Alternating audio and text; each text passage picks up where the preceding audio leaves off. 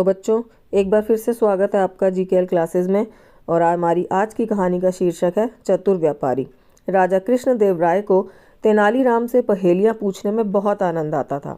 एक दिन राजा ने तेनालीराम से पूछा, तेनाली, हमारे में सबसे चतुर कौन है और कौन सबसे मूर्ख? तेनालीराम पल भर के लिए सोचकर बोला, महाराज, एक व्यापारी सबसे चतुर है और पुरोहित जी सबसे मूर्ख। राजा को बड़ा आश्चर्य हुआ। कैसे? उन्होंने कहा। क्या तुम इसे साबित कर सकते हो? तेनालीराम ने कहा कि वह इस बात को साबित कर सकता है। उसने पुरोहित को बुलवाया और कहा, बुद्धिमान व्यक्ति, राजा की इच्छा है कि आप अपनी चोटी मुंडवा दें। तेनालीराम की बात सुनकर पुरोहित सख्ते में आ गया। उसने कहा, चोटी तो हिंदुओं का गर्व होता है। मैंने वर्षों से इसे संभाल कर रखा है। इस पर मुझे गर्व है।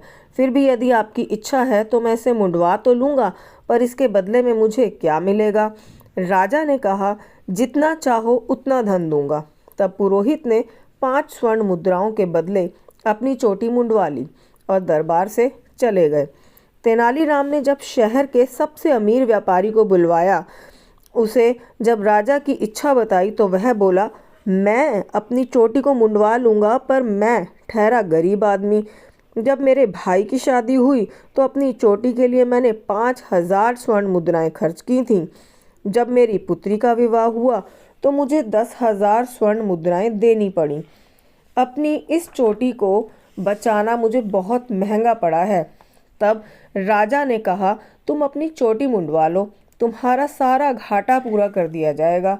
अमीर व्यापारी को 15,000 स्वर्ण मुद्राएं दे दी गई। नाई जब उसकी चोटी काटने के लिए बढ़ा तो व्यापारी ने कहा, देखो भाई, अब यह चोटी मेरी नहीं है, यह राजा की है। तुम बहुत सावधानी से मूंडना। मूंडते समय यह ज़रूर याद रखना कि यह राजा की चोटी है। राजा कृष्णदेव यह सुनकर आग बबूला हो गए और बोले, तुम्हारी यह कहने की हिम्मत कैसे हुई? क्या मैं पागल हो गया हूँ जो मैं अपनी चोटी मुंडवाऊंगा? राजा ने सिपाहियों को व्यापारी को बाहर निकालने का आदेश दे दिया। तेनालीराम मुस्कुराया। राजा का क्रोध शांत होने पर उसने कहा, महाराज, क्या आपने देखा किस तरह व्यापारी ने 15,000 स्वर्ण मुद्राएं आपसे ले लीं और अपनी चोटी भी सुरक्षित रख ली, जबकि ब्राह्मण ने चोटी मुंडवा ली, और वह भी 5 स्वर्ण मुद्राओं में। राजा कृष्णदेव राय तेनालीराम की बुद्धिमानी की प्रशंसा किए बिना नहीं रह सके। तो देखा यह कहानी आपने किस तरह चालाकी से तेनालीराम ने अपनी बात साबित की। आई होप आपको ये कहानी जो है वो पसंद आई होगी। Thank you everyone for watching.